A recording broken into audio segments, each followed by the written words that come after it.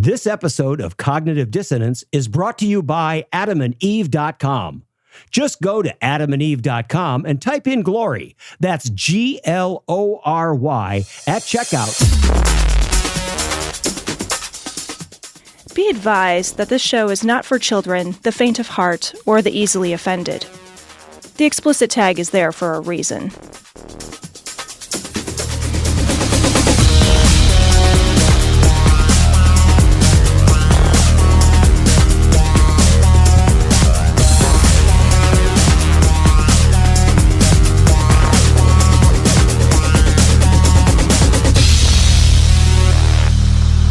Recording live from Glory Hole Studios in Chicago, this is Cognitive Dissonance.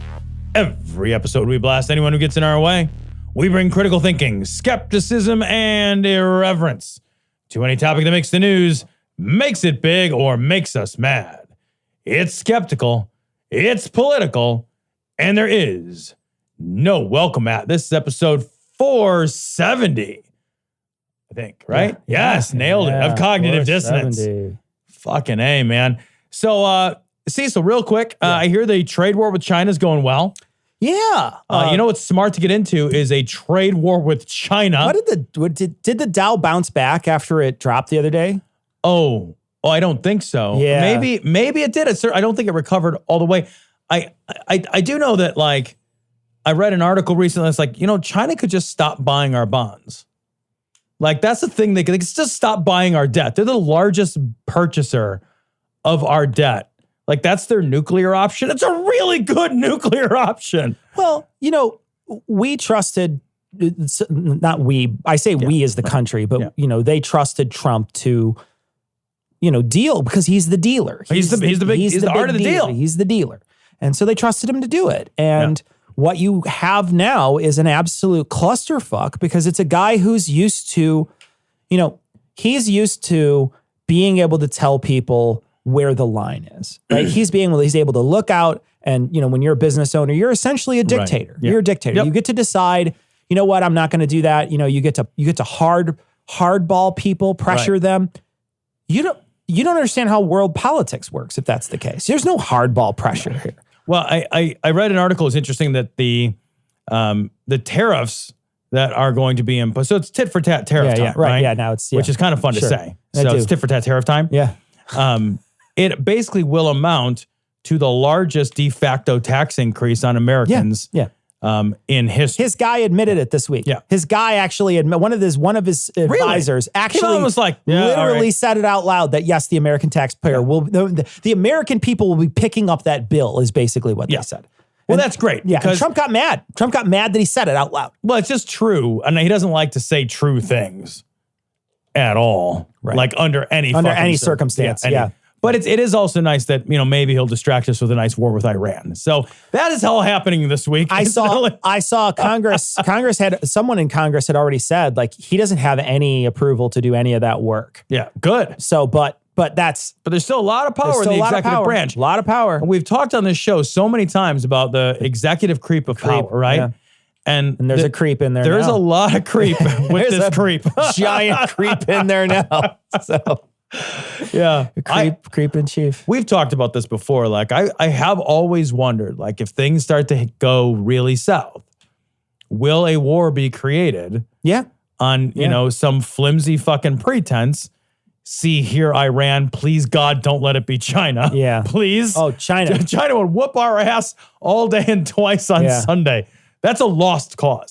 Brush your Mandarin up. I know, right? Yeah. Our own military analysts are like, you can't win that. Yeah. Like, we are not. It would be a nuke. It would, I'm kidding. They wouldn't take us over. We just nuke everything. Yeah. And they'd nuke us right back. And they'd nuke us right back. We would essentially just nuke the world. Right. If they came over. We would just nuke the world. Right. And it'd be a disaster for everything. For everything on the planet. Yeah. For everything on the planet. A war with China's bad. And you could ask everyone who's been at war with China. Well, and the scary part is that you've always thought, at least in the past, there's no way this person's going to do it. Even if you thought they were an idiot, like G-Dub. Right. You're like, there's no way this idiot's going to do it. With this guy, I don't know. Yeah. I don't know. Part of me wonders, like, will his inflated sense of narcissistic self-importance override his own interest in seeing not the world on fire. Yeah.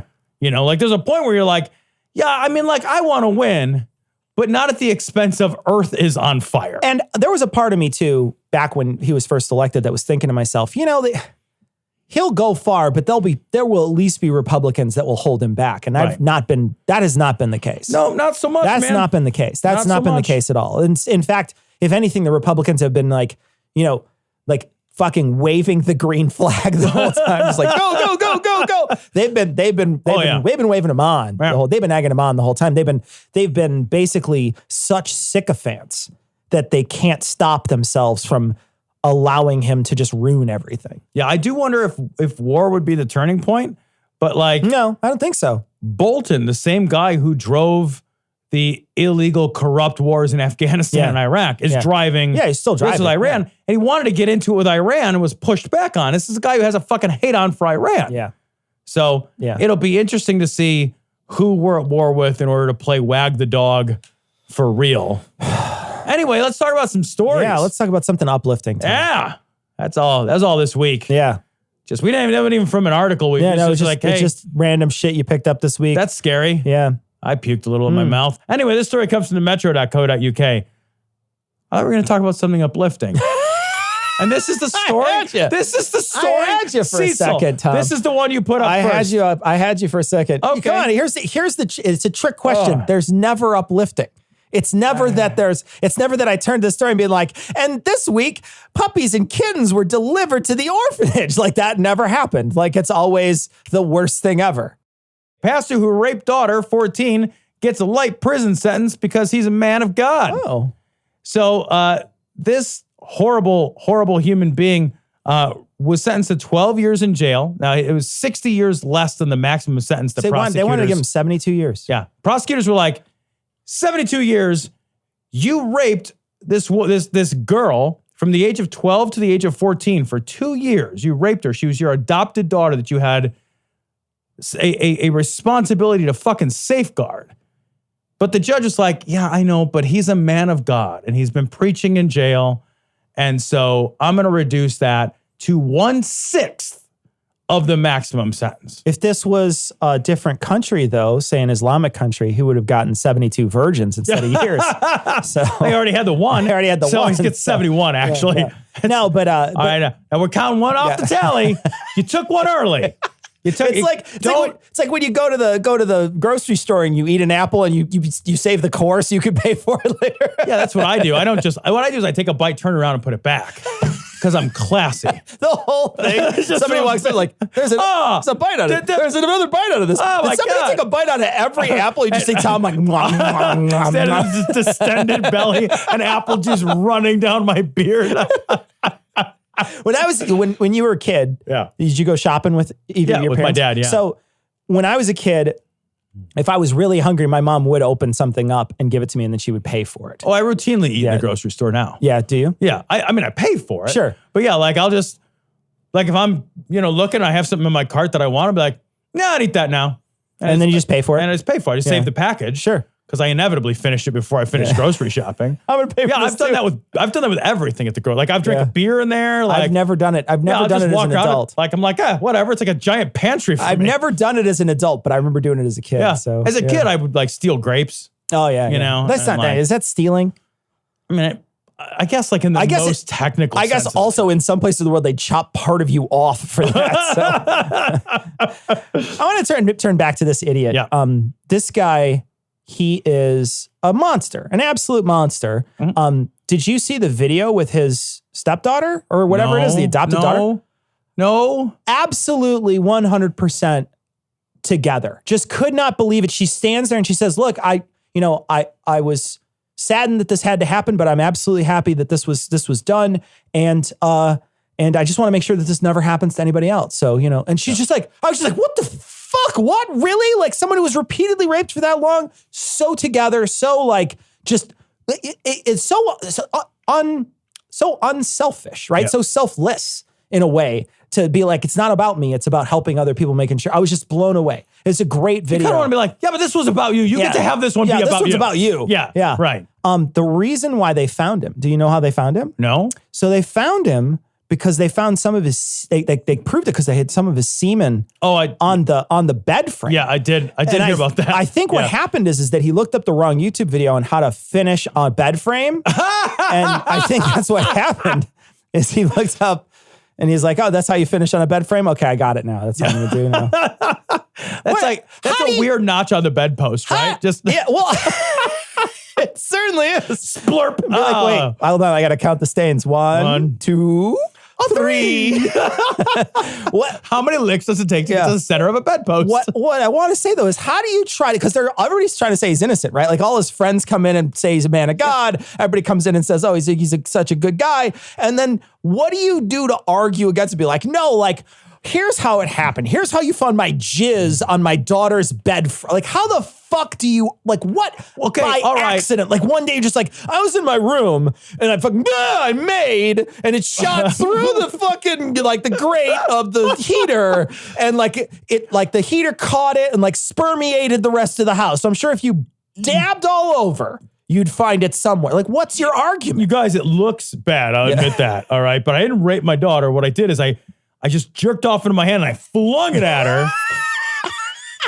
I threw it at her in her room to wake her up because she's always oversleeping for school. So I was like, what if I throw my fucking ejaculate at her? What the fuck? I don't know what kind of side story you have to have. What kind of Rube Goldberg device do you need if somebody finds your ejaculate somewhere? There should never be your ejaculate in kids' rooms.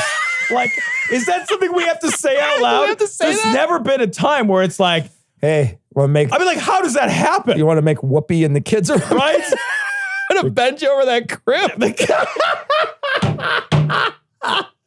Okay, let's fuck in front of the nanny cam and watch it later. Jesus Christ. No, don't move the nanny cam into our room. No, okay. No, okay, forget it. You know what? Yeah. Now the moment's gone. So you made this awkward for both of us, I think. What the fuck? This doesn't... Honey, just turn your head a little bit. I can see your double chin. Jesus Christ. This guy's a degenerate. Though. One of the supporters was like, this man needs his business. Oh, I know. He needs, I know. and then he says he needs his business needs him, his church needs him, his family needs him. I was like, his family does not need him. His family checked out. He rapes his family. His family's like, I don't know, we're good. Right. We're good. Yeah. I'm okay with the current situation of the restraining order. I feel like I don't know who runs his business. Maybe his business needs him. I don't think his church needs him because ew. But I can tell for certain is fucking at least one member of his family is like, I can do without. Yeah, one member of his family fucking noped the fuck out already. Yeah. Well, the thing that is appalling about this is that the judge is saying he's a man of God. He's giving him a lesser sentence because he's a godly person. And that shouldn't even be coming into consideration. No. But you know, like there's this weird thing that happens where like on the surface, we make a lot of noise about the special awfulness of sexual crimes, right? Yeah. Raping kids, just, sex crimes in general. Raping, we're just like, that's a real bad thing. But then when it comes to sentencing, the sentencing is pretty fucking light for these crimes. Yeah. In general, oftentimes it's like, it doesn't make sense. It doesn't match. Like we're like, on the one hand, like our social attitudes towards drugs have liberalized. Most people are like, I'm not this big fucking moral issue with it. You do you. Yeah. Right. But everybody has a big fucking moral issue with rape, right? Mm-hmm. And molestation and all of that. But the prisons are full of people who get stuck for fucking decades for selling drugs. And then we're paroling people that rape other human beings. Yeah. And we're giving them lighter than average sentences or lighter than mandatory sentences. All that strikes me as insane. Like, our moral outrage does not in any way seem to correlate to our sentencing guidelines. Sure. And I don't understand that at all. The world would not weep if this guy got 72 years. I don't think it would be a problem. And here's the thing. He's 41 years old. So he'll be out when he's 53. And with good behavior, it'll probably be less than that, right? With good behavior, he could be out in 6 years, right? So you're talking 47-year-old man. He'll be out. It's not like the guy's 75 years old and a 12-year sentence is essentially a death sentence, right? It's not that. Right.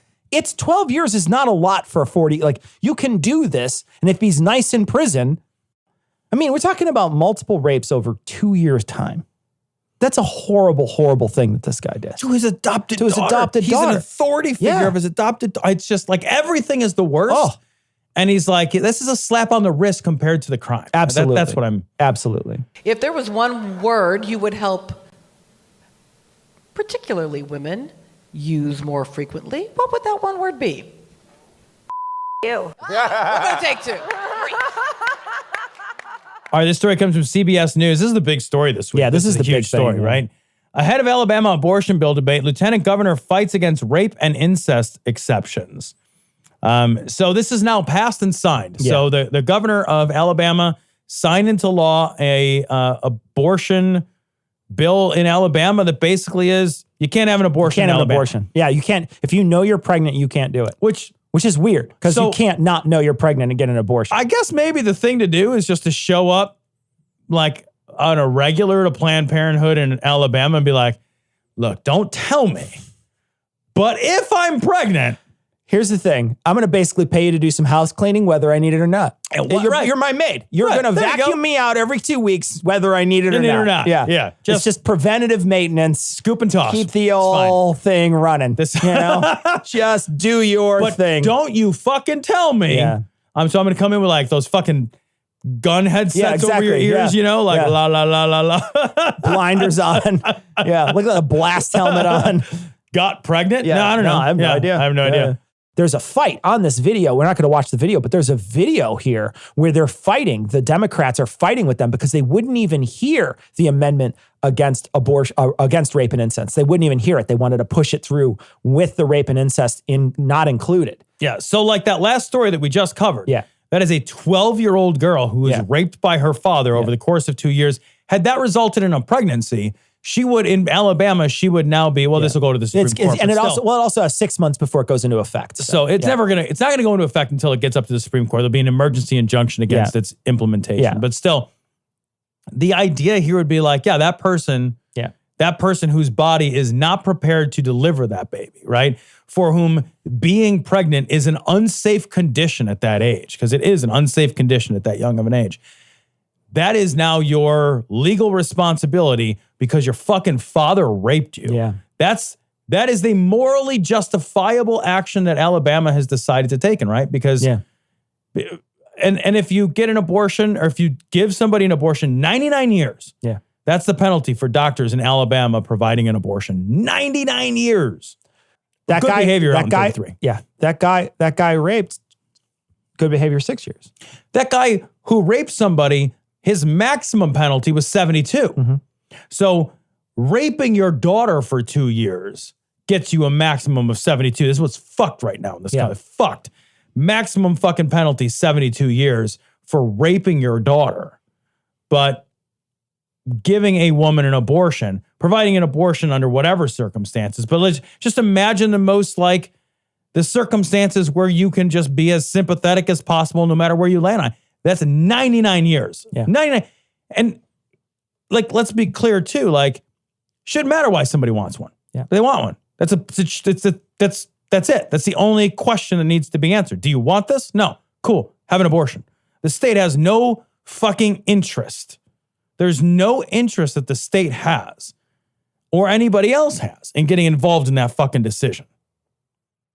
Yeah. I gotta say, when I heard about this, and then in other states, they're doing these heartbeat bills with 6 weeks. A couple states did that recently. And these are all trying to roll the ball uphill, right? They're all trying to get Roe v. Wade overturned, right? So that's the main purpose of these bills. They specifically wanted this bill to be, I guess, as crazy as possible so that they could get it before the Supreme Court as quickly as possible. Yeah. If they would have had to wait for these amendments, they would have had to wait until like Monday or Tuesday or something like that to talk about it, and they wouldn't have had it on this woman's desk. A woman signed this into law. Yeah, the governor of Alabama is about a 1,000-year-old woman. 1,000-year-old woman. Yeah. She signed this into law. Yeah. And so it would have never got onto her desk if that's the case. It would just never shown up in time. They wanted to get it there as fast as they possibly could because their goal is now to try to overturn Roe v. Wade. Now we have, this is the perfect example. I saw some great stuff today.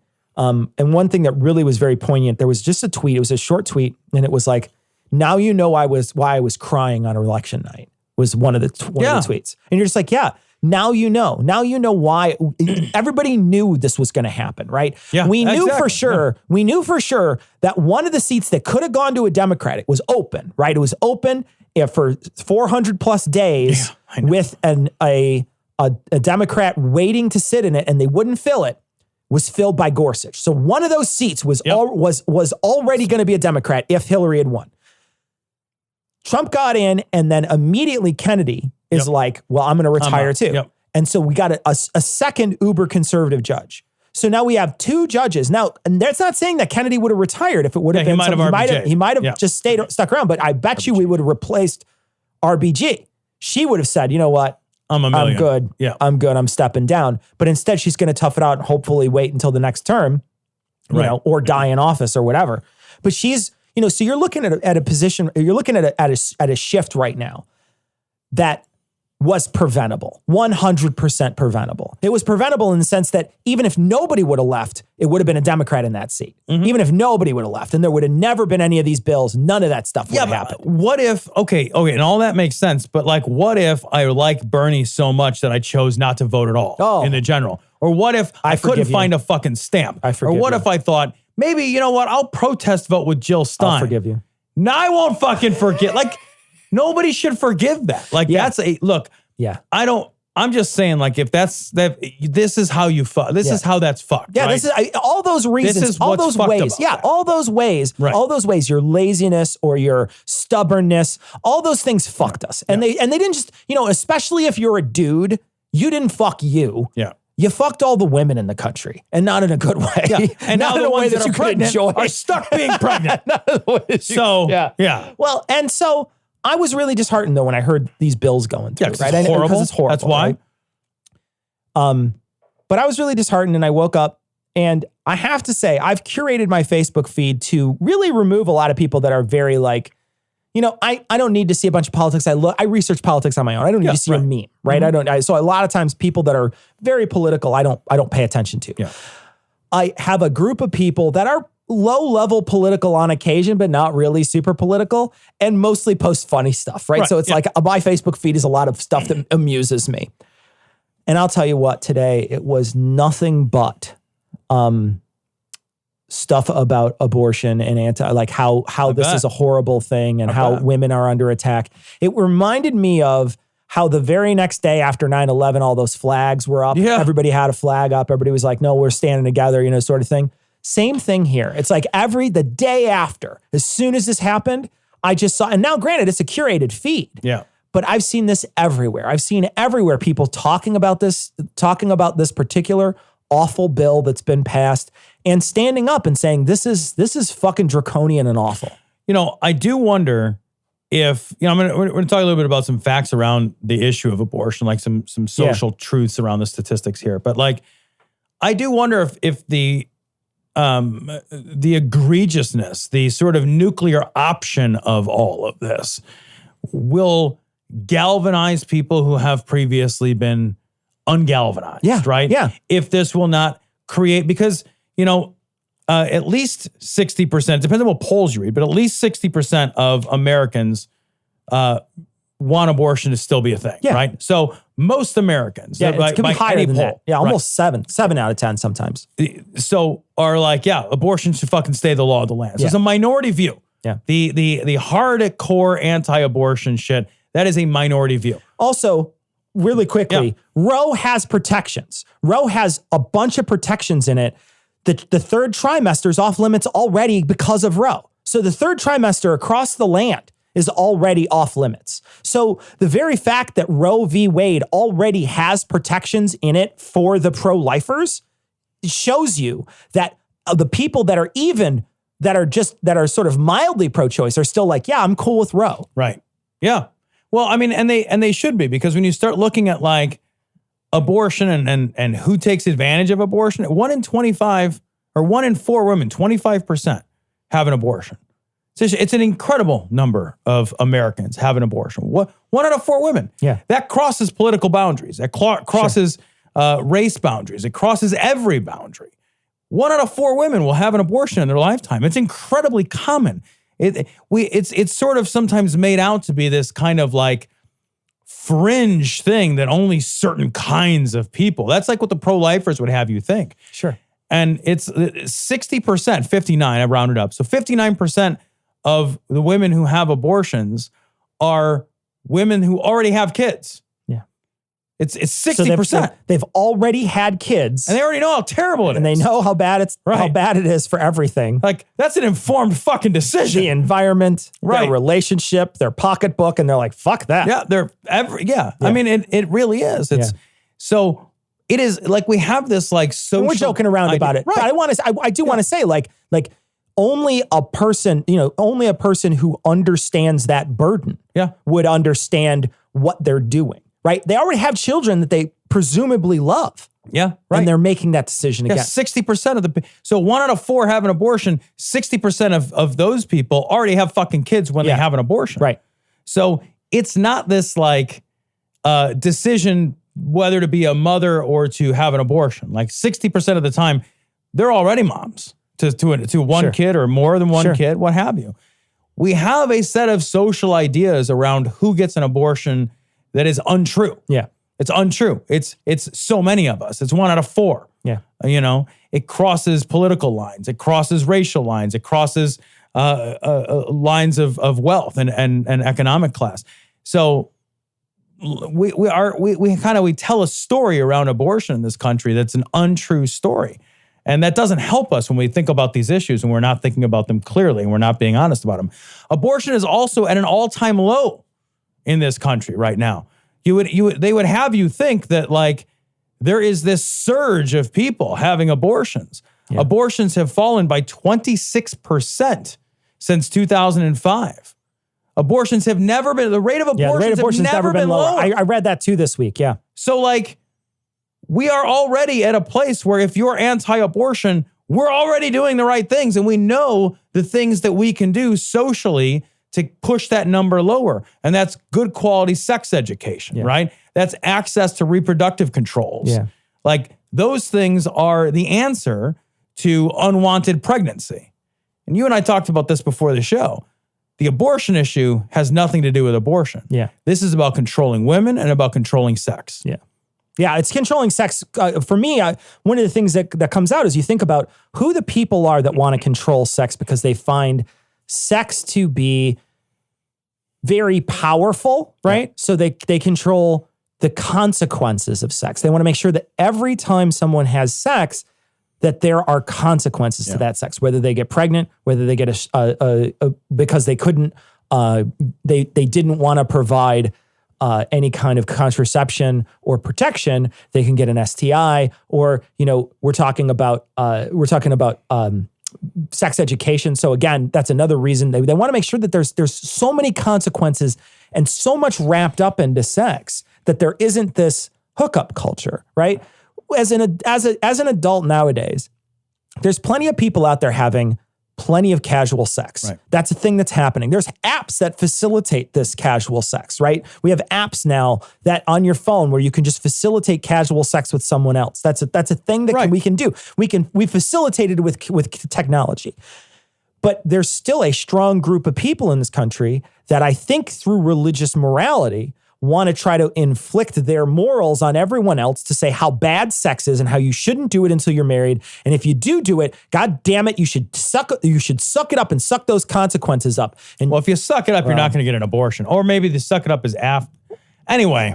Maybe if you put it in a turkey baster and then, but the thing is like they want to make sure that there's that there's something inflicted. Yeah. There's a baggage that comes with this sex afterwards. And I think it really does lead into their religious ideology. I'm sure that it's all about what I learned and what I find abhorrent as a kid. And when I get older and I see these guys using their apps to have sex, it upsets me. And I want to make sure that those types of things that casual sex is not a thing of the future, that it stops. No, and it's already a thing, right? It's been, and let's be real, like casual sex has been a thing for a fucking long time now. Casual sex will continue to be a thing. We should be looking at sex and saying, all right, if I had a medical magic wand and I could make sex consequence-free from a medical perspective, should I do that? And that answer is an easy yes. You should do that. If there was a way to make sex consequence-free, physically, medically, like we should 100%, like that's something we should drive for as a society. We should be working very hard to do that. Sex will likely always have social consequences, emotional consequences, but like we can eliminate at this point the medical consequences. We can come real close to getting rid of that. You know, we can come real close to getting rid of that primarily through education and access to cheap resources that keep sex safe, that make sex safe. And we don't want to do that because we want to control people. I think a huge part of this is about that religious issue around sex and sexuality. Yeah. And I think it's hugely about women's sexuality. Oh, yeah. Yeah. Hugely. What we want is a woman to be a fun box progeny incubator. That's what we want. We don't want anything else out of women. And we want to make sure that they recognize. I mean, look at these bills. Look at, for instance, even now let's take this one out because this is an outlier, right? This is an outlier. Let's talk about the 6-week bill for a second. 6 weeks means you're 2 weeks late. Right. Yeah. So it could mean 2 weeks late, as little as 2 weeks late, right? And it could be, you know, if you had a miscarriage, it would just be like a heavy day. Yeah, it wouldn't be you know, oh my gosh, I just shit out a kid. Like it would be like it's like you wouldn't notice. That's how little of a something is in you. I will say, like, I was thinking about this. I'm never gonna get pregnant. Yeah. Right? I'm a guy, I'm never gonna get pregnant. I kind of feel like these bills, you watch the guys who like pass this, it's overwhelmingly a bunch of dudes. Yeah, it's right? all dudes. It's a bunch of fucking dudes. It's all dudes. And it's like, yeah, I mean, you don't have to face the fucking consequences. I don't have a conversation that I get to have around this other than, look, man, that is never going to be my problem. So you guys get to solve that. And I'm just going to hang out and like help. Yeah. Right. Yeah. Cause I literally can't do anything about it. But we talked about this before the show. If I am, as a man, if I'm just looking at my own personal selfish best interests and I look at my own life, and people are loath to do this, right? When they're loath to do this around a lot of topics. But I look at my own life and I think, man, what if the first time I had sex with somebody, I impregnated that person? You know? Would the world be better off if I had stopped my life at that point and raised that kid? Absolutely not. Absolutely not. Because we know statistically that the greatest indicator of educational success is the educational success of the generation prior. Yeah. We know statistically that the greatest indicator of wealth and advancement, social advancement, is the wealth and social advancement of the prior generation that helped raise you. If everybody looked at themselves honestly and said, well, have I ever had a sexual experience that I would not want to result in a pregnancy? Yeah. That I have to stop my life and immediately, almost everybody's raising their fucking hand on this, right? Yeah. It's like when you talk to people about drugs and they're like, yeah, I don't want this or that to be legal, you know, because when I was doing that, it was too intense. And you're like, oh, so you should have been arrested and thrown in jail. Right. Well, no. Well, no. Yeah. Because if it's illegal for one, it should have been illegal for you. The only difference is you didn't get caught. So you didn't have to face the fucking music. Yeah. So that's really the conversation is, who faces the music? Whatever that music is, like, abortion helps us make sure that we face the music when it's appropriate for us to do so at a time in our life when we're making a choice about whether or not that's the music we want to face now, right? As a selfish man, I do not want to be financially responsible for what you do when you're 16. You know what I mean? Yeah. I don't. The rest of your life. Right. I was too stupid. Yeah. As I was a stupid person. Yeah. Like so many other people are stupid people. Yeah. And like my life would be worse and my progeny's life would be worse. Yeah. The world isn't better off without abortion. The world is worse off without abortion. I had a scare. My wife and I had a scare. We weren't married at the time, but when we were, you know, dating, I think we might even be enfianced at the time. I don't know. But we had a scare and we didn't know if we were going to, you know, if she was pregnant or not. Right. and we were both in college, I would have probably had to quit my school, and we'd had to take care of a baby if that baby would have came. It's like, it would have changed the whole trajectory of our lives. Our lives would have totally changed. For the worse. Yeah, and it's not like we changed our minds about that later on. Now, she didn't have to get an abortion because nothing came of it, right? But we had a scare. We thought maybe we were, she thought maybe she was pregnant. I say we, I didn't do anything except for fuck her, but you know what I mean?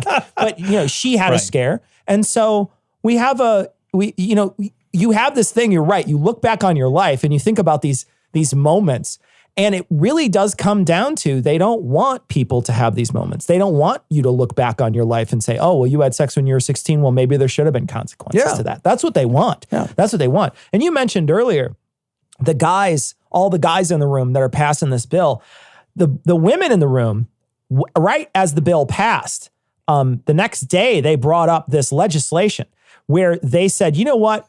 Okay, fine. But anybody who's a victim of this bill, anybody who's, can't get an abortion because of this bill, we should put together a bill to try to take care of all these kids that are not going to, that nobody wants, right? Like if you wanted to get an abortion, that's a kid you didn't want. Yeah. And her amendment was struck down by a vote of 23-6. Shocking. Right? So immediately after they said, okay, fine, well, let's take care of the kids then. But no, basically on Tuesday, this amendment was immediately shot down. It would a bill that would require the state to provide free prenatal and medical care for mothers who had been denied an abortion by the new law. 23-6 shot down. That tells you everything you need to know about how these laws work. And who they're targeting. Yeah, they don't care about these kids, right? They don't give a shit about these kids the moment they're born. This is all about sex. It's never been about the kids. It's not about the kids because they don't care about the kids once they're out. They don't give a shit. They only care about the unborn fetus. That's all they care about.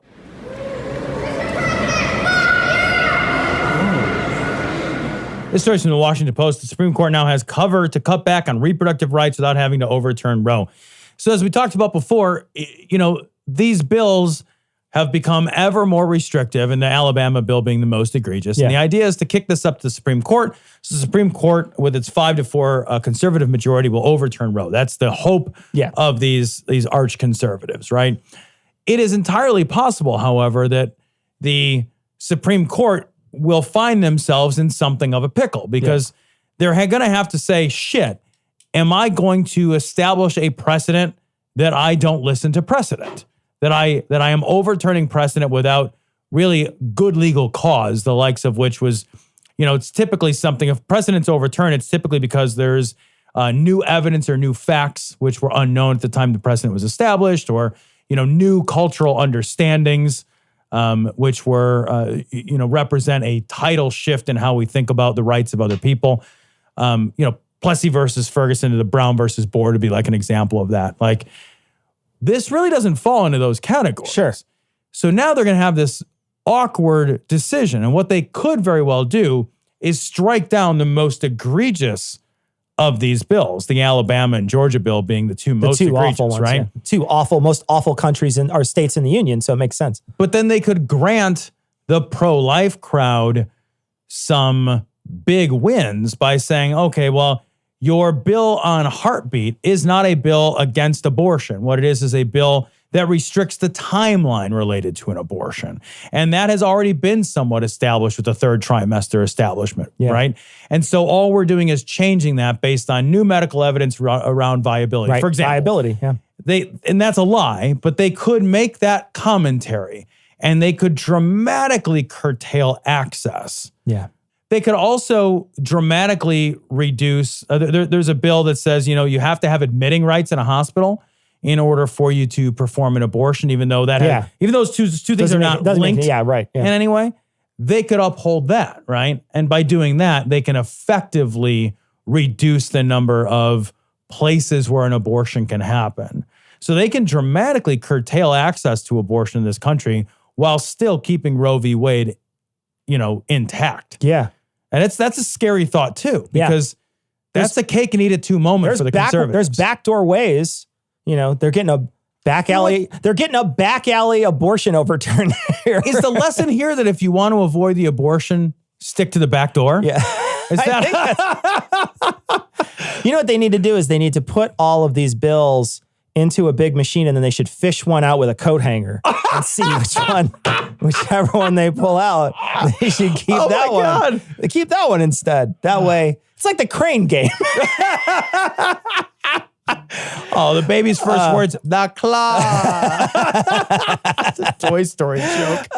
The overturning precedent is the thing that blows me away. Yeah. Because, it's like when you were a kid and you're like, okay, let's just do rock, paper, scissors to see who gets the last cookie. And then you lose, you're like, best 2 out of 3. Just like, best 3 out of 5. Best 5 out of 7. Best 71 out of 75. How many times do you have to, keep doing this over and over and over again? It's like you already lost this. And he lost it in recent memory, yeah, right? Yeah. In my lifetime, yep. Right? It's been lost. So, like you say, there's nothing new that's going to make it seem like there's, the only thing that has changed, the only thing that I could say has changed is you can probably have a more viable baby now at a earlier age. Yeah. And, look, I don't want to, that's not a fight I'm willing to fight, whatever. But I know for sure there's already, like I say, Roe's already got protections for the 3rd trimester, right? So like that's already off limits. So I don't understand. I mean, the middle ground is the 2nd trimester, but these people they're jumping straight past. They're like, no, we want most of the 1st trimester too. Well, and in Alabama, they want the whole fucking Well, in shebang. Alabama, they're just like, no, you can't do it. Like, look, woman, you're just going to be, when you come into Alabama, just take your shoes off. Just take it. You don't have to wear shoes in Although Alabama. that does presume that somebody had shoes once in Alabama. Very true. Shoes and teeth, not a thing they have in Alabama. It's so funny because like you're tempted to think about Alabama as the worst state in the union, and then that's demonstrably confirmed time and time again, right? Well, I saw somewhere, and I don't know how true this is, right? Because it's a tweet, but it was funny. It was like, it said something about, you could tell how much they care about children because of the 50th in education. It's a garbage state. It's a garbage state. And it's a very, very poor state. Yeah, it's a garbage state. Yeah. One of the things that this is going to be affecting is more poor women than rich women, right? Oh, yeah. Right. Rich women have access to leave the state. I know that they're saying that you can't tell anybody, right? But the trick here is going to be, if this thing does go through, is that the rich lady's not going to tell anybody, and she's going to fly to Chicago for a spa day. Right, yeah. And she's going to have her spa day, yep. And then she's going to fly back home. And that's the reality. Abortion issue has always disproportionately affected people of less means, because people with means, they're going to make it. The people that yell and scream about abortion, those same people oftentimes have abortions themselves, and they have the, well, when it was me argument. Well, I was different. You know, in my case, it was different. I wasn't doing it because I was a fucking trollop and a whore like all these women walking past me. Exactly. When it was me, such and such, blah, blah, blah. Yeah. Right? And when you're fucking wealthy, it's always like, well, look, I mean, I can just go to wherever. Like, if you've got means, you just hop on a fucking airplane. You can go where you can leave the fucking country and go do it. Right? It's like, doesn't matter. How big a fucking deal is it? Yeah. To be perfectly honest, like thinking about it, it's like, there's no credit card I wouldn't run up. You know what I mean? In order to get that problem taken care of. But so many people don't even have that option. They don't have the option to put themselves into debt to do this. Yeah. And it does come down to empathy, right? Those people are too narcissistic to have that empathy to think about other people and to think, oh, well, what would it be if they were in this situation? Instead, they put themselves and they say, oh, well, when it was me, it was different. So to show our solidarity with Planned Parenthood and with pro-choice movement, Tom and I are going to donate $500 to Planned Parenthood tonight. We encourage everybody else to do it too. Take a little bit of money this week. If you have a little extra, donate to Planned Parenthood or ACLU, because they're going to be the ones who are fighting this in the Supreme Court, and hopefully all the way up to the Supreme Court. And it's hopefully they're going to be eloquent enough to make sure that precedent does not get overturned. But the money will be helpful to make sure that happens. So we're going to donate to Planned Parenthood tonight. We encourage you to do the same. Buy someone an abortion. Yeah. For Christmas. Yeah. Buy someone an abortion. An abortion certificate. She get an abortion punch card, and like the little punch is just like a baby. You get a free coffee for 10 of them. So, but just to piggyback off of this entire abortion discussion we've had, we're going to put a link to an article The article's from The Cut, and it's what can you do to help women in states with extreme abortion bans. It gives you a list of things to do, donate to grassroots organizations, and it lists several grassroots organizations. It talks about how you can volunteer, and it talks about ways to speak out. We're going to post this on our website as a resource for people, so if you're interested, check out the show notes for this episode. It's 470. The people writing them have no fucking idea how the internal reproductive system works. That's why I'm going to do something that should have been done decades ago. I'm going to teach sex ed to senators. Welcome to class, you fucking idiots. Time to learn about vaginas, cycles, and why Charlotte from Sex and the City was sad for 2 whole seasons. All right, this story comes from Fox News. Alabama has gone too far with extreme abortion bill. Crazily, says Pat Roberts, Cecil. Well, when I first read this, headline alone, you're like, holy shit, really? Yeah, I know. But it's not really. It's what Pat Robertson is saying is that this is a little too extreme tactically. Right. It's not that it's too extreme for his tastes. Right. It's not that he thinks that there shouldn't be that there should be some level of abortion even for rape and incest. It's not that at all. If you listen to what he has to say, instead it's, I think this might be a tactical blunder on our part. To do something this draconian may splash back in our face. That's what he's saying. So we've got a bunch of people this week who sent us messages about this, like, can you believe Pat's on our side? He's not on our side. He's not. What I think is interesting about this is that he's a televangelist who's now revealed himself to be a moral pragmatist. Right? Really interesting, right? Yeah. And like, that's not allowed. Right? Like from your theological perspective, sure, you cannot be a moral pragmatist. Morality is a series, particularly in your book, of black and white. Sure. Yeah.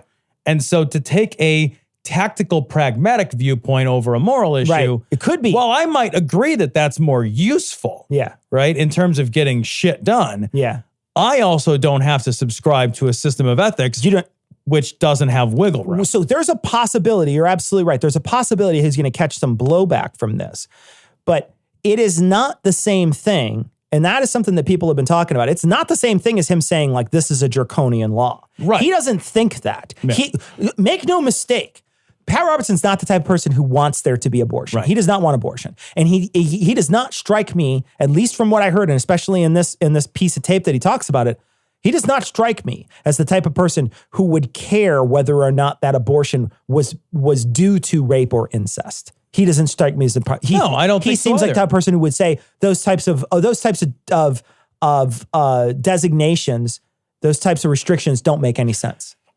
Very probably. What's interesting about Pat Robertson is he's not a literalist, though. Like, Pat Robertson's not a creationist. He's not a 6,000-year-old literalist. So. Right.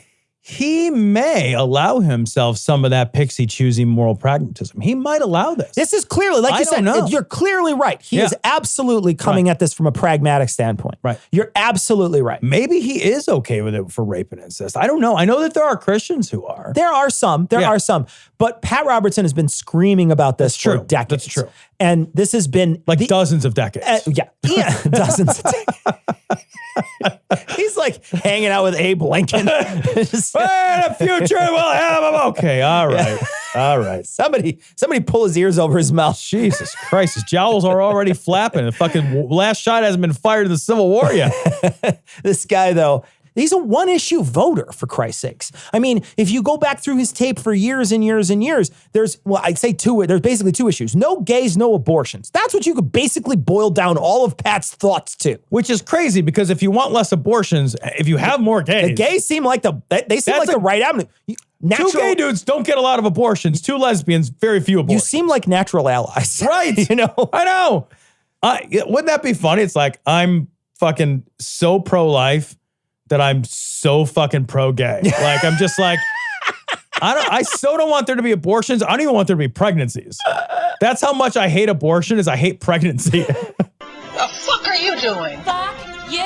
Say fuck you, loser. Fuck you. Stop. Oh, God, Cecil. We're not done talking about abortion, Tom. This is the abortion show. This whole show is an abortion.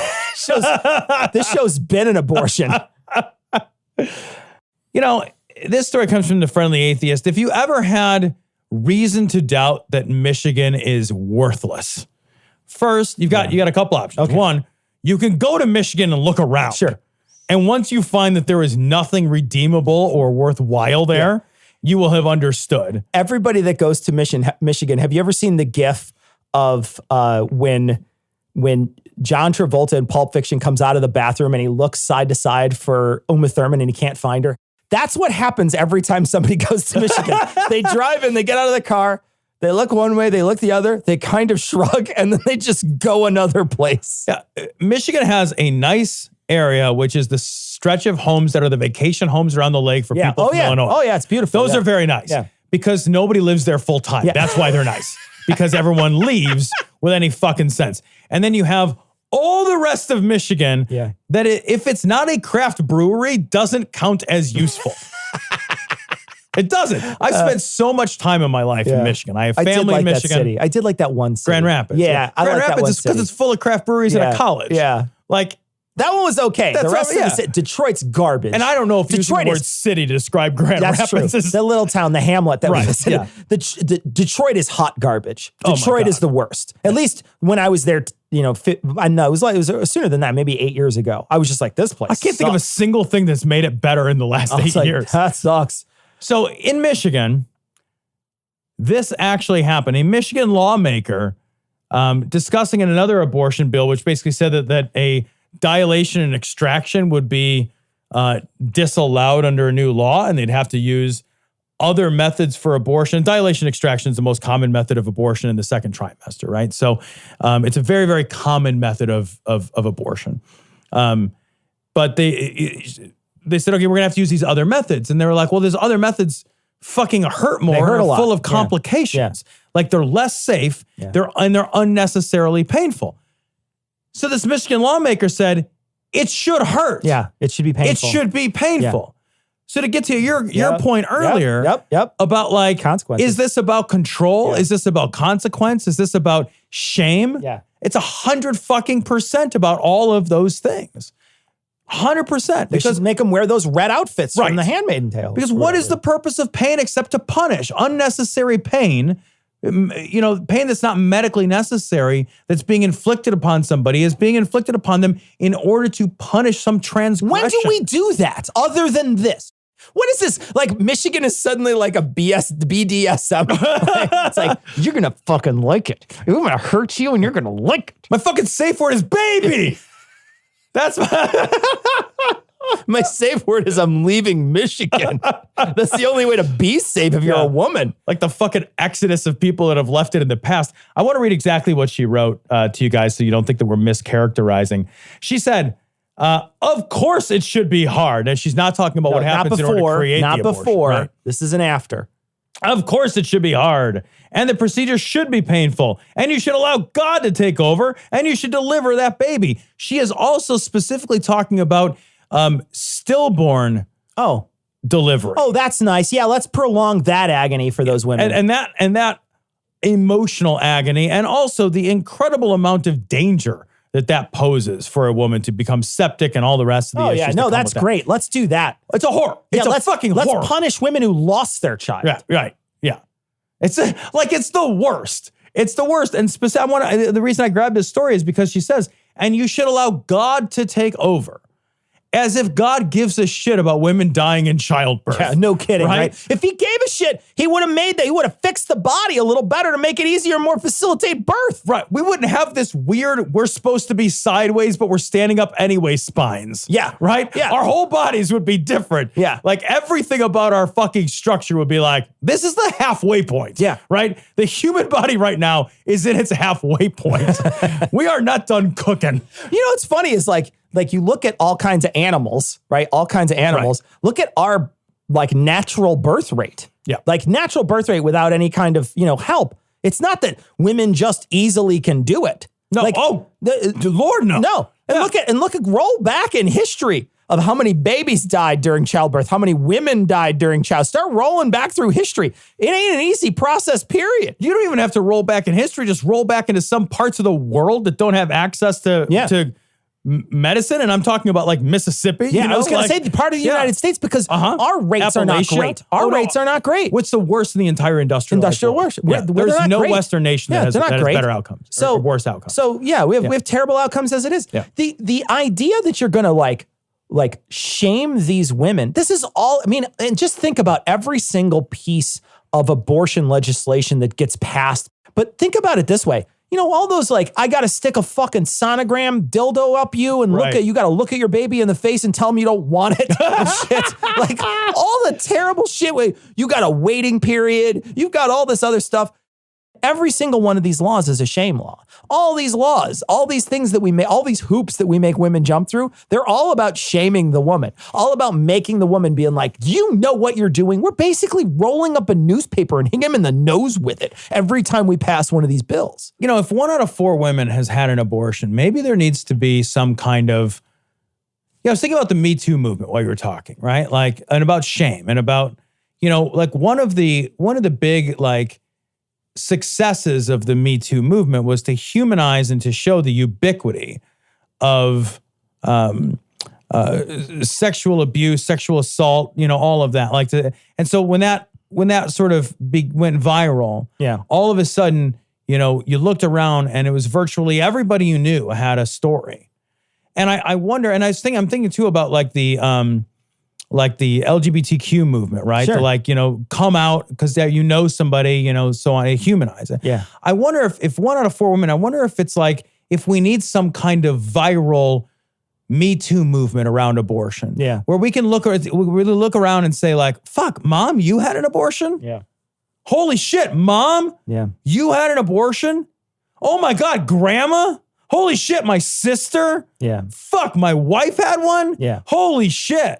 And now all of a sudden we humanize it, right? Yeah. We see all the people. We put a face to it. We can now connect with there's some connection and empathy. Destigmatize. Yeah. If 1 out of 4 women is having an abortion, but we still think of it in these sort of like grotesquerie terms. Yeah. These sort of like untrue social terms.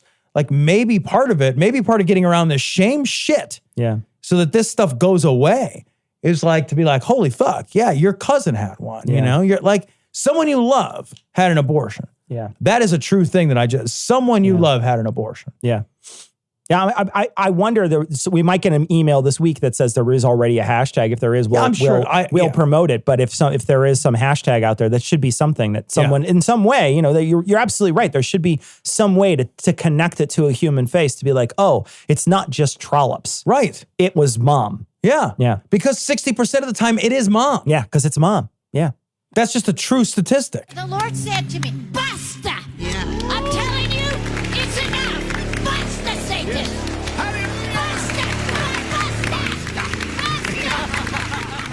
Oh. Thank God we're shifting gears, buddy. This is the best shit, dude. This is from Esquire.com. Esquire, by the way, I subscribe to it.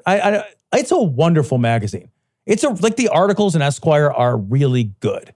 So I don't know, like I don't like to pimp something, but like I really fucking like that magazine. It's really good. This evangelical prayer coin grift is what the age of Trump is all about.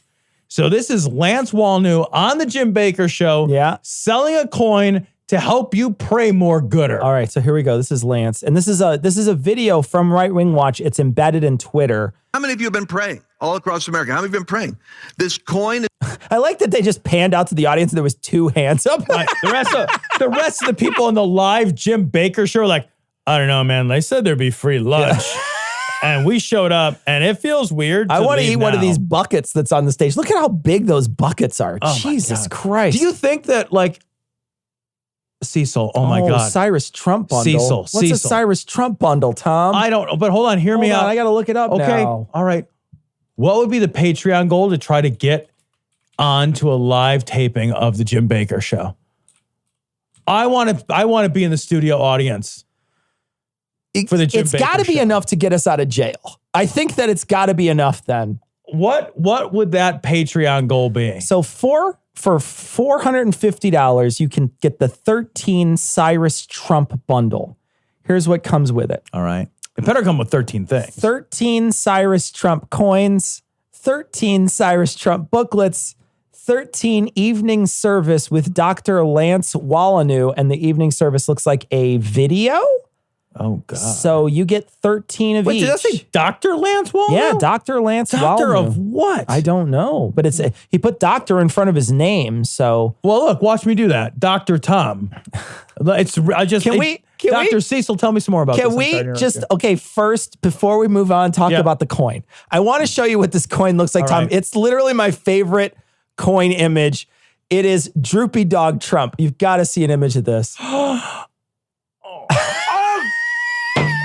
I'm buying it. Oh my God. Look at how sad that Trump looks. Cecil, can we buy just one? No, I don't think so. And I don't want to give him $45. I don't want to give him $45 either, but I want that coin. No, what I think we can do is maybe just print it out and then cut it out and post it on the wall or something. I don't want to give him any money. No, but I don't want to give him any money. I want that coin so bad. It's unintentionally amazing. The 70-year decree, Cyrus Why does he look Trump. so sad? Doesn't he look so sad? He looks so sad. He looks like that cartoon dog who's like, you wouldn't like me when I'm angry. Like he looks like that dog.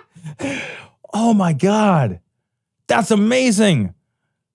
The 70-year decree. So anyway, that's what they're selling. They're hawking this coin, and evidently you can get 13 of them along with a bunch of other garbage for $450. So when they say it's a $45 coin, it might be $45 individually, but you can get a group rate. Oh, you get a discount on these coins. That's pretty good. Yeah. All right. Yeah. No, that's a good deal. Is our point of contact. When I asked the Lord why the coin, the Lord said, because when you take the coin, it's true. Because you'll fucking buy one, you goddamn suckers. Oh my God. How could you be in this audience? Suckers. How could you be in this audience and not realize that he's like just selling you? First off, what is he trying to sell you? He's trying to sell you a coin to focus your prayer on Trump. He's selling you a talisman. Yes. He's selling... Like, this guy's selling you a fucking, like a talisman. He's literally selling an engraved image, right? It's not graven, but it is an engraved image. Are you fucking kidding me? Yeah. You fucking yahoos in the audience should be like, well, wait just a minute now. You would think that they would. Magic coins. Yeah. First off, magic coins is amazing, by the way. That's amazing. It's like American Gods. Somebody's pulling these Trump coins out of the air. Right. Oh, like if you bury it, will a fucking beanstalk come out of it? No, but you could raise your dead wife. the point of contact. So your faith is being released with a million other believers. All right, Tom, that's gross. Can you read the Isaiah here? Can you read that? Thus saith the Lord to his anointed, to Cyrus, whose right hand I take hold of, to subdue nations before him, and to strip kings of their armor, to open doors before him so that gates shall not be shut. That's the engraving on the back of this coin. Isaiah 45:1. He's the 45th president. I don't know. There's no coincidences, Tom. There's no. And the Bible is a short book that only has the number 45 in it, probably once. Like one time. So you definitely couldn't fucking hunt and peck for something you found interesting and could print out a coin to sell to idiots. I know we're not supposed to victim blame, but if you buy this coin, you're a fucking idiot. This is like, if you pay for this coin, you get what you deserve. This is like, you get what you deserve. Do you remember watching fucking daytime TV and it's like, the U.S. Mint has issued a rare coin, and this one has a bald eagle rubbing its nuts on the flag. They're only going to print 900. That's so fast. Oh my God. Somebody in the audience has to draw us an image of a minted coin of a bald eagle rubbing its nuts on a flag. I will send you $45. Do you remember that shit? I do. Like, you can also get this engraved plate. Yeah, this plate exactly. Will look so good at your home next to your Life Alert bracelet. next to your coin collection. Yeah. To pray protection and peace and wisdom and counsel over the president of the United States and over his family. That's our point of contact every day. When you see it, remember. Yeah, because God is up there like, look, there's no way I'm going to be able to get this to Trump unless you put a quarter in. I am a coin-operated pray machine. That's what I am. So unless you insert your little coin, there's no way I'm going to be able to get this prayer to the right place. Now, I'm a little confused because I'm a Bronze Age god and that's a gold coin, but I will take it. I will take it. Y'all heard about the golden rule. Now, I don't have swipe just yet, but I don't want to pay those fees. That's the thing. I'm just a little old school. But you can Venmo me. God put something in your hand that you have a role in. That's why we've got to pray, because they think we're crazy. Oh, that is a savable clip. My God, is that a savable? Ian, if you're listening, I need you to save that clip for future reference. Perfect. Oh my God, it's amazing. How is this different than a rosary? Right. It's the same thing. Except for rosaries, I don't think are $45, are they? Oh, I don't know. I have no idea. But it's a talisman you hold in your hand and pray with. I wonder what. Can you buy them on Amazon? Rosaries? Yeah. Okay. I guess they are more expensive than $45. Are they really? I'm looking at one right now that's $124. Oh my God. Really? Yeah. I'm looking at another one here that's $5,200. Fuck you. Yeah. Holy shit. So some of them are as $40. This one here is $40, and it's a black. It looks like black. Here you go. Look at. So this one's $40. Oh, I like this. Rugged rosaries. Oh, this one's good because it's a black monk rosary and you get a poem. You get a free poem and optional medals. You get a bunch of different optional medals. So is it very strong? Oh, let's see what the talismanic properties of this are. Very strong and beautiful paracord rosary with an all blackout military grade 550 paracord. Very strong, rugged, masculine. I love that bullet point. Very strong, rugged, masculine. This is a man's rosary, motherfuckers. No women are carrying this Jesus rosary Christ. with their vaginas. My dick grew 3 sizes. Abortions. Just looking at this fucking rosary. Speaking of abortions, let's go back for a to bigger dick. Let's go. But we're actually the sane ones. Right. That's right. And so we're praying. We're going to pray. The teaching that is here, this coin as a point of contact, this 24-karat gold-plated coin. And by the way, I had... Gold-plated. Yeah, no, it's not. He's not getting a fucking gold coin for $45. No, I know that, but I love too, it's like it's 24-karat gold-plated. Yeah. Yeah, okay, so it's got a fucking micron of gold on it. Yeah, I had to. I couldn't copy the Sanhedrin model. I told them I would do an original. So we found a nicer picture of the president to use. So we have our own version of it. But seriously, it is the saddest little fucking Debbie Downer picture of Trump I've ever seen. It looks like he's trolling. Yeah, doesn't it? Really? It really does. It really feels like he's making fun of other people. Seriously, listen. Stop. You got to look at this video. Go to the notes. You got to look at this video. Yeah, the picture of Trump. It's super unflattering. Yeah. He looks all fucking waxy. You also looks like he's got a couple chins under there. Is that a ball sack under his chin? What is that? He's seriously looking down at a 10-degree angle and he looks sad as fuck. Yeah. It looks like Melania just fucking left him. It just what we want to do is we want to be able to start, Jim, this movement. We've got 16 months. This battle for the future of America has already started. 16 to 18 months. We're already in it. We're in the battle right now.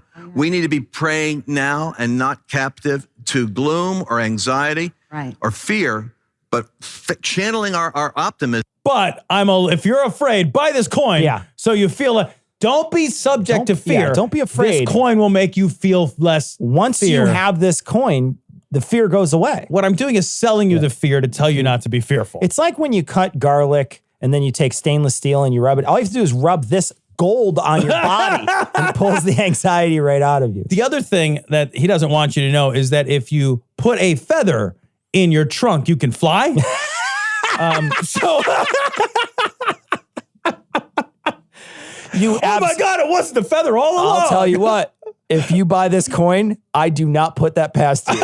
I would be like, no, that's someone jumped off a building with a feather and they bought this coin the week before. And I absolutely believe that. Jesus Christ. In the direction of God's begun a miracle. Let's keep that miracle going. Wait, God's begun a miracle. But it's on me? Now I've got what did he give us a push and now we got a row? What is happening? So, it sounds like Adam and Eve has changed and they are not swinging for the fences anymore. They are not. Cecil, they have other offers, bigger, girthier offers. Bigger, wider. The thing is what you want is more, so you can put them in different places. That's what I hear a lot. I want more. You need more. I can't. Yeah, and here's the thing. Do that. Adam and Eve will plug you up airtight. I will tell you that right now. If you get, first off, you're going to get 50% off almost any item. You're going to get 10 free gifts from them, a sexy item for him, special gift for her, and a third item you're both going to enjoy. and 6 spicy movies, just in case your internet goes down one day and you really, really need to see some porn. They will send you 6 movies on physical format. You can't lose them. You can't. That's the thing. Yeah. This is apocalypse porn. It is. Right? This is exactly what it is. When the Yeah. shit hits the fan and you've got like your fucking exercise bike you're using to power your fucking personal grid. Right. You know? Yeah. At least you'll have some spank material. You got it. Like, yeah, you can go out like that guy in Pompeii who jerked it, and he's the ash of the guy who died. It's just the ash of the dude holding his That's own cock. epic as fuck. That dude just fucking, he just owned that shit. He's Yeah, like, right? fuck you, world. Jerking it, I'm going out. But if you want to jerk it and go out, I always tell when somebody finishes by looking at the ash. all you have to do is type in Glory at checkout. That's GLORY, and you'll get all of that free stuff, 50% off any item, and free shipping. Atheist, this is Ken Ham. The gay wedding on Arthur will capture kids and pervert their minds. Real quick, Cecil, I know you don't have kids, so you don't probably have a lot of experience watching Arthur. Yeah. This looks adorable, by the way. The photo of this image looks adorable. It's a sweet kids show about like aardvarks and bear. Like it's a about, PBS show, huh? Yeah, it's a PBS cartoon with anthropomorphized like aardvarks and shit. Is this for little kids? Yeah, it's like a preschool type show. Right. Yeah. And they walk around and then, they chit chat with each other and they're in school and it's kind of generally inoffensive. Like that's Arthur's whole thing is that it's generally inoffensive. Okay. So it's the sweetest, most forgettable show. What's that show with the kid who has cancer? Caillou. That's go it. fuck himself. Okay. Caillou is like, Caillou should be moved out of the anthropomorphic realm and into the real world so he can be executed in front of people on national television. That show is like an earworm of a show. It gets lodged in your fucking head in the most annoying possible ways. Caillou is the drawing of every kid you've ever hated. Like every annoying tick and habit of every shitty kid you've never liked. Right. It's just basically a perfect caricature of a kid. Yeah. I fucking hate Caillou. But you can't hate Arthur. It's a sweet little show. Yeah. It's adorbs. But it turns out Ken Ham is upset because I guess they had a gay marriage in the show. And in the show, aardvark people. Well, I mean, again, but you're like, you've got to genderize them, right? Right, yeah. So they give them a gender and they say they're 2 dudes and 2 dudes get married. And what I love about it is that in the article of this article, basically they're just like, and then everybody moved on with their life. Like it really is like such a non-issue. And weren't you telling me like one of your boys came home and said, yeah, so-and-so has 2 dads or 2 moms or something. And you're like, and does that change anything? He's like, no, it's just, it's the like kids that are raised in a way that like, that does not make a big deal out of things that are not a big deal. Yeah. They're just like, yeah, so-and-so's family looks different than mine. You're like, yeah, some families are different, Yeah. Let's have pizza. And they're like, fine. They literally don't care. Yeah. You have to tell them why they should care that different may be less than. Yeah. You have to teach them that. You have to get the scales out. Right. And then you have to weigh your life versus other people. Right. And you have to show people how you're superior. And like some kids might have questions about it. Be like, yeah, some family. But the answers are so elementarily easy, right? Like, why is so-and-so have 2 dads and we have a dad and a mom? Well, I guess they just have a different kind of family, but the 2 dads love each other and they raise kids. And sometimes a man and a woman love each other and they raise kids. Oh, okay.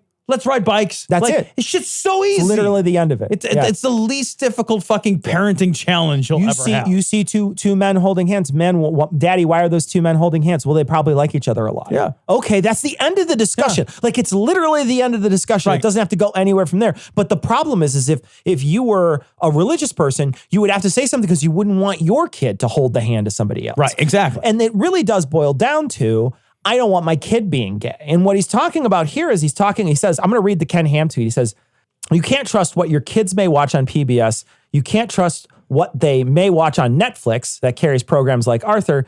You can't trust ratings on TV programs, movies. The evil one is out there to capture your kids and pervert their minds. And he's basically saying like, look, here's the thing.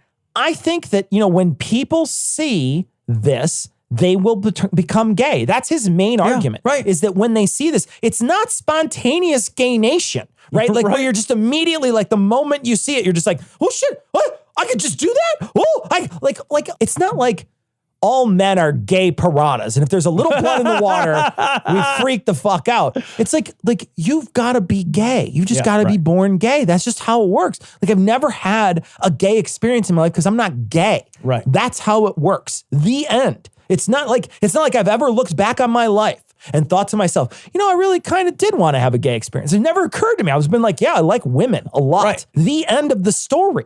Nobody's watching. No little boy is watching Arthur and being like, I'd fuck a dude aardvark.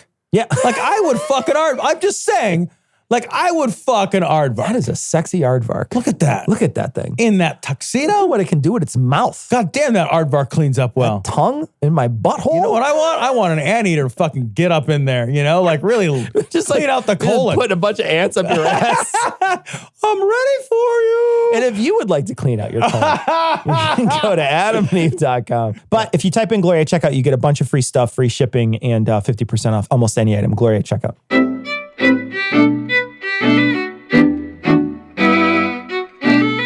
So we had on recently the Waiting for Wrath guys, Jim and Aaron, and they came on and they talked about the drag queen bingo that recently took place, that was going to be taking place in Wyoming for the AIDS Foundation out there, WYO AIDS. We donated some money and we got everything kicked off. I don't know if you saw the image, Tom, but they had printed up a giant check.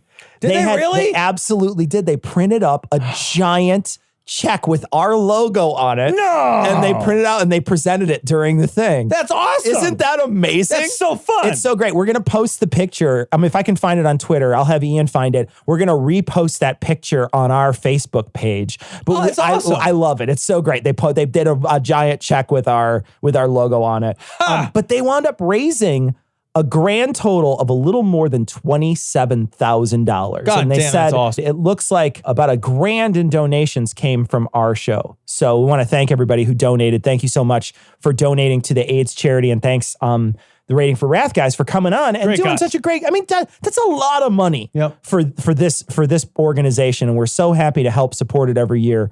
Waiting for Wrath guys do great work, and so thanks for thinking of us, and thanks for coming on to talk about this great work. And that's like twice the GDP of Wyoming. No kidding. So that's fucking impressive. We got a message from Sarah, and she's talking about her the chickenpox vaccine. She says when she was 4, mom gave an option between getting the chickenpox vaccine or not. Being fucking 4, I chose not to get it, and I got the chickenpox really bad. And she says, I can remember crying in misery and saying over and over again that I wish I got the shot. It's such a bummer. Still has 2 noticeable chickenpox scars because of it. Because of that. Pointless. Absolutely. It's something that you could totally avoid. And last week on our show, I had initially put together a graph that I was going to talk about and post to the show notes. And I wound up cutting it from the show, Tom. And I wound up cutting this graph from the show because I misrepresented it. I went back and double checked my figures. So this graph that I'm going to post on this week's show notes talks about the measles vaccine. And when I first we were talking about this measles vaccine, I used the dates for the polio vaccine, not for the measles vaccine. So what looks like would be a lot of people getting the vaccine, and then there's an uptick in cases after this happens. It's not the case. The vaccine, try to guess where the vaccine was introduced here. I'm going to guess 1965. 65 would be the right guess. And you know how I guessed that? Yeah. What I did is I found the point on the graph that plummets to near zero. That's exactly it. Yeah. So the measles vaccine gets introduced, and it drops from hundreds of thousands to tens of thousands in 4 years. Yeah, it looks like actually like in 1964, it looks like there's almost 460,000 cases of measles.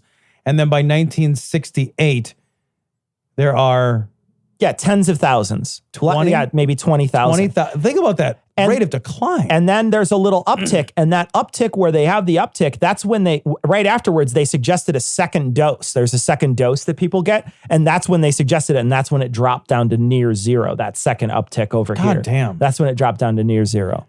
So, and if you looked at this graph, and I'm going to post this graph, look at what happens from 92 to 2008 and look at those numbers.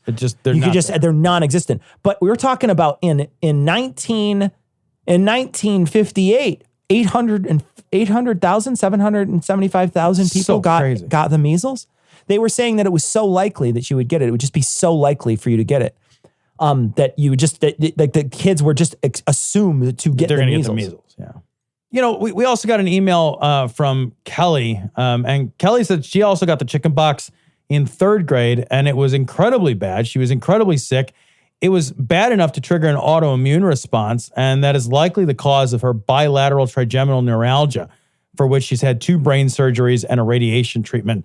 And trigeminal neuralgia is basically a nerve in your head that's just the fuck you, it hurts worse than anything nerve. And when it gets all fucked up, it is excruciating, and for which there is no known cure. There are treatments, but no known cure. So, yeah, you know, when we measure things only in terms of fatality, we miss the human picture of disease. You miss it completely. Yeah.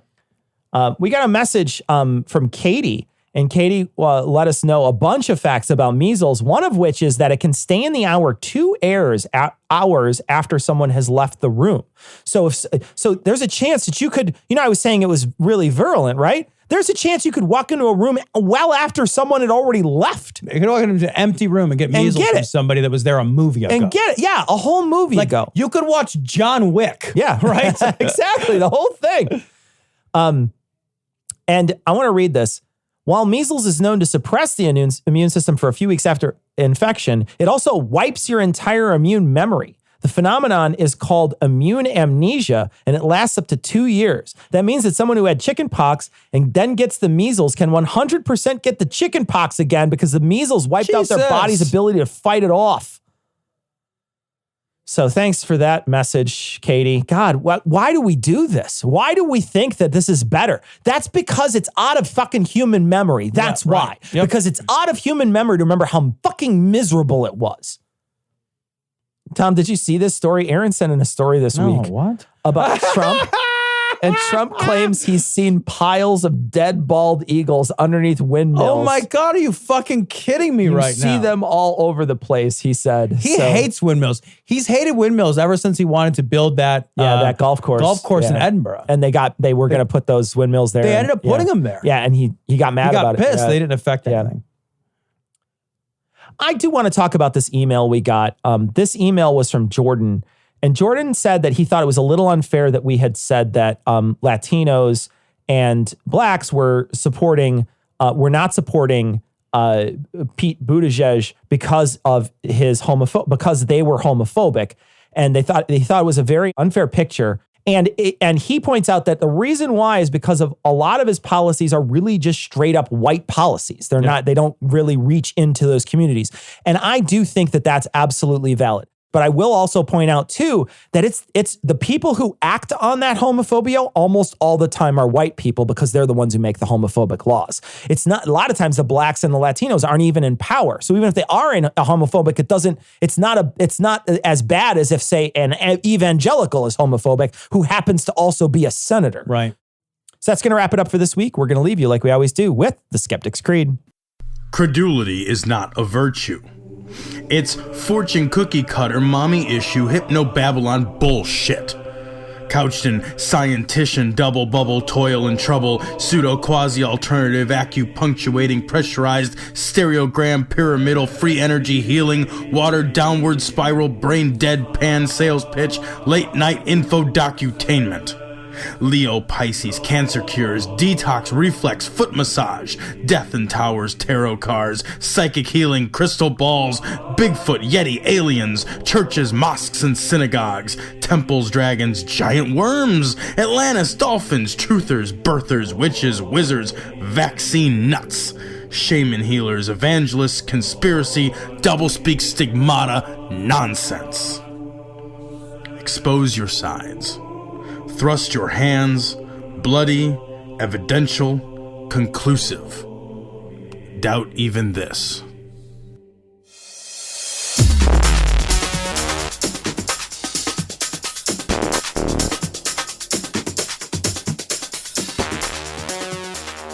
The opinions and information provided on this podcast are intended for entertainment purposes only. All opinions are solely that of Glory Hole Studios, LLC. Cognitive Dissonance makes no representations as to accuracy, completeness, currentness, suitability, or validity of any information, and will not be liable for any errors, damages, or butthurt arising from consumption. All information is provided on an as-is basis. No refunds. Produced in association with the local Dairy Council and viewers like you.